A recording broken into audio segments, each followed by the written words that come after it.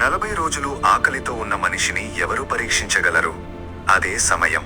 చీకటి ఎలా దగ్గరకొస్తుంది? అరణ్యం నిశ్శబ్దంగా ఉంది. గాలిలో ఇసుక ఎగురుతోంది. 40 దినములు 40 రాత్రులు ఉపవాసం చేసిన యేసు శరీరం బలహీనమైంది. కాని ఆయన ఆత్మ దేవునిలో స్థిరంగా నిలిచింది. మత్తయి సువార్త 4వ అధ్యాయం చెప్తుంది, ఆ 40 రోజుల తర్వాత యేసుకు ఆకలి వేసింది. అదే సమయం సాతాను దగ్గరకొచ్చాడు. అతడు ఎప్పుడూ మన బలహీనత క్షణాన్నే ఎంచుకుంటాడు. మొదటి శోధన సాదాసీదాగా కనిపించింది.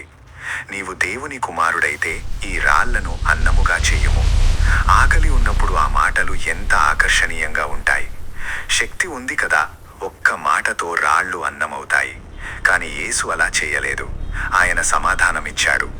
మనుష్యుడు అన్నముతో మాత్రమే కాదు, దేవుని నోటి నుండి వచ్చే ప్రతి మాటతో జీవించును. శరీర అవసరానికి లోబడకుండా వాక్యానికి విధేయత చూపించాడు. తర్వాత సాతాను ఆయనను పరిశుద్ధ పట్టణానికి తీసుకెళ్లి దేవాలయ శిఖరంపై నిలబెట్టాడు. ఎత్తైన ప్రదేశం, కింద జనసమూహం, గాలి గట్టిగా వీస్తోంది.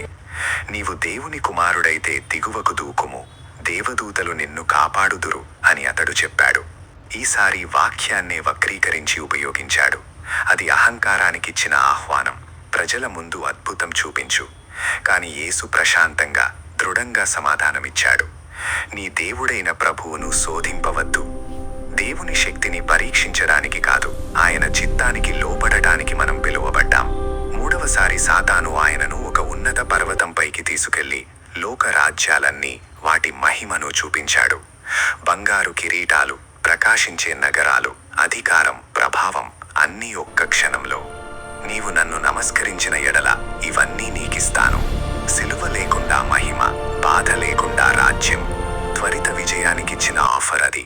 కాని యేసు గట్టిగా అన్నాడు, సాతానా, దూరమవు. నీ దేవుడైన ప్రభువునే ఆరాధించుము. ఆ మాటతో చీకటి వెనక్కి తగ్గింది. సాతాను వెళ్ళిపోయాడు. దేవదూతలు వచ్చి ఆయనను సేవించారు. ఈ సంఘటన మనకు గొప్ప సత్యాన్ని నేర్పుతుంది. శోధనలు వస్తాయి, శరీర బలహీనతలో, అహంకారంలో, త్వరిత విజయ ఆశలో. కాని దేవుని వాక్యంపై నిలబడిన వాడు పడిపోడు.